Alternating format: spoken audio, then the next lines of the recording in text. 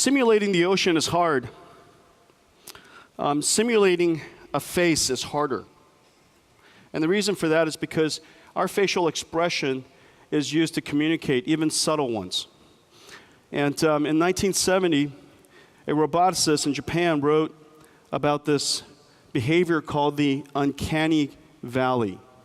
And he was working on prosthetics and robotics, and his observation, and described in his thesis, was that as we improve and increase the realism of robots, we become more familiar with them as they become more humanoid and more human-like in the way they look and the way they move. However, at some point, it gets sufficiently real, it falls off a cliff, and it gets creepy. At some point, it gets creepy. Now, I've shown a few examples here of some of my favorite movies, and of course, Bumblebee in Transformers doesn't resemble any human, and so it doesn't affect us. We're familiar with him. He's fine. Sonny in iRobot, fantastic movie, is fine too because his whole body is metallic. He looks a little bit humanoid. He looks a little bit like human. He has human facial expressions, but you can tell they're not trying to emulate a human. And then, of course, Tintin and Captain Haddock, they came right on that line. Would you guys say? They came right close to the line. It was beautiful. It was wonderful to watch, but they came right to the cliff of creepiness. And then Angelina Jolie went right over it.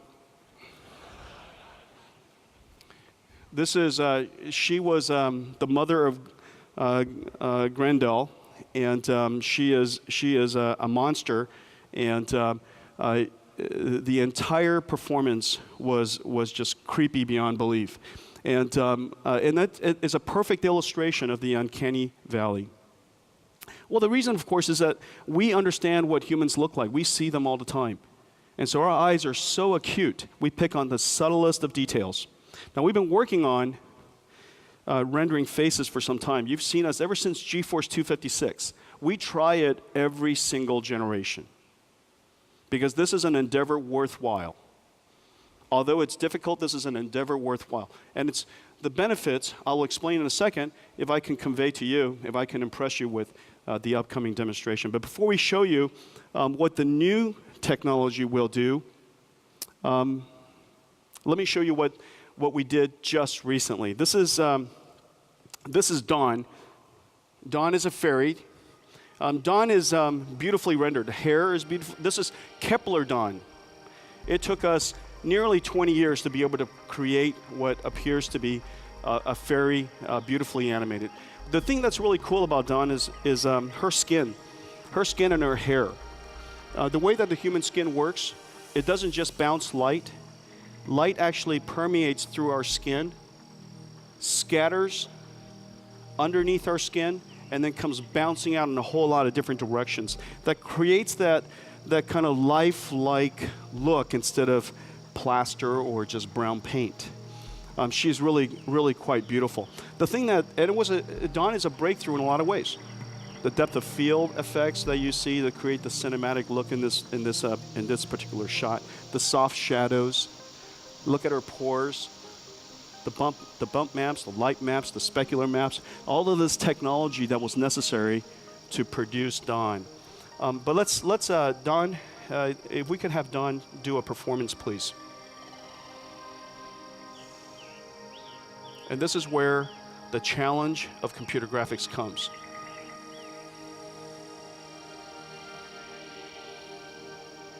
And in fact, this roboticist in Japan, Masahiro, observed that the uncanny valley is much deeper and has a much greater cliff when a particular object is in motion.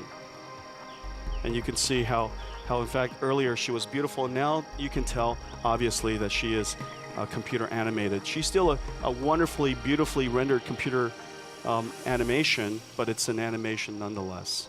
A little bit creepy. Okay, thank you. Now let's just hold there for just a second, Curtis. Let's hold there for just a second. Before I show you the next one, let me tell you how it's done.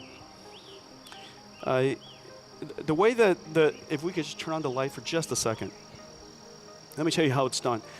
It's a partnership between us and Paul Debevic's USC ICT lab. It's the Institute of Creative Technologies down at University of Southern California. They invented this performance capture technology called a light stage. You literally walk into a sphere, it's a room-sized sphere, surrounded by a whole bunch of cameras, about 156 cameras. Each one of the cameras are lit by white LED lights so that you can simultaneously light every single direction at the same time. It also has cameras that are polarized and properly filtered so that it could take all kinds of different types of, extract different types of information from that scene. You walk into this thing, and the first thing that it does is extract a coarse geometry. It takes a whole bunch of pictures, and from that extracts the 3D geometry. It also takes a whole bunch of light field information so that it can extract the subtle geometries, like your pores, like your wrinkles, and so on and so forth. Now here comes the miracle.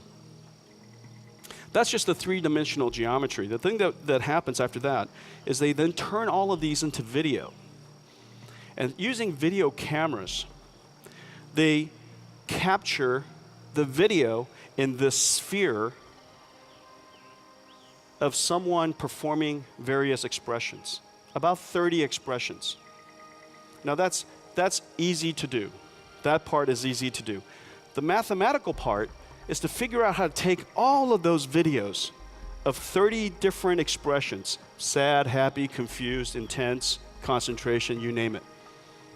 To take those 30 expressions and extract from it the smallest library of mosaics that represent how you move, how you express.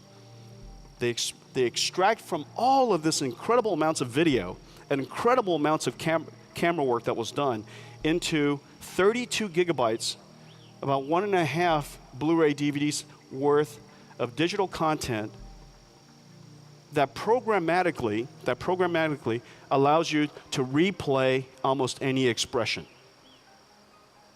Okay? Now, of course, 32 gigabytes is still too much for us to perform in real time, and so our team created a new technology called FaceWorks. The last thing was called WaveWorks. This is called FaceWorks. FaceWorks takes this 32 gigabytes of information and condenses and compresses it even further to about 400 megabytes. And what's left are three-dimensional meshes that we articulate using our GPU. These meshes are articulated using the GPU. The meshes are being synthesized and created in real time, tessellated in real time. And we take the light maps and the bump maps and the texture maps. We compress all of it into a new way of rendering facial expression. FaceWorks is really a breakthrough piece of work. And, well, let's show it to you. This is digital IRA. IRA is not a recording. IRA is being processed in real time on a GPU called the Titan. Just mathematically, it takes about 8,000 instructions, 8,000 instruction long program to articulate the geometry, all of the meshes, and all of the pixel processing necessary for each and every pixel. Each one, the 8,000 instructions, call it 5 floating point operations per instruction, 40,000 ops per pixel. Multiply that by, call it half the screen of HD, and multiply that by 60 hertz, and you get something along the lines of about 2 teraflops, which is about half of the performance necessary by Titan, which is one of the reasons why we built Titan, so that we can do things like this. Now, of course, the lighting is wonderful. You can see the subtleties of the pores. Look at the way the shadow rolls over him. His eyes. Now imagine each and every one of us would have one of these scans done. And I frankly think that every important person on earth how to have it done. Could you imagine if Lincoln had this done? And we could literally sit there and talk to him and listen to him talk and give that speech in a fidelity like this. What would it be like if we could use this for telepresence? So instead of video conferencing, our words are translated into instructions which would express or animate the avatar on the other end. We can talk to you from just about any angle. You can move around and look around. Now let's make Ira say a few things just to. So Ira, what did you have for breakfast? I ordered a yogurt parfait, and the whole parfait was fruit, frozen fruit. There was no yogurt. It's supposed to be half fruit and half yogurt, but the whole thing is frozen fruit. That's pretty amazing, huh? That's really amazing. Hey, let me ask you something. Have you heard of Shield? What do you think about Shield? Take my money! All right, let's see, what can I make you do? Hey, show me Zoolander. That's not bad. Okay. Show me white guy dancing.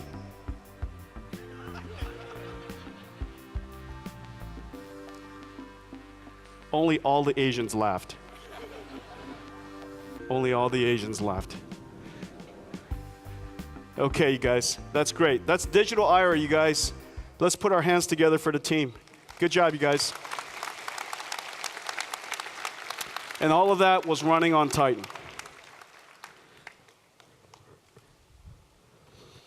Okay, so that's FaceWork, advanced real-time character performance.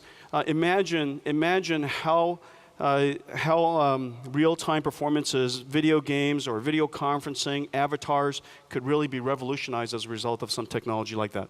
So that's the first part, chapter 1, computer graphics.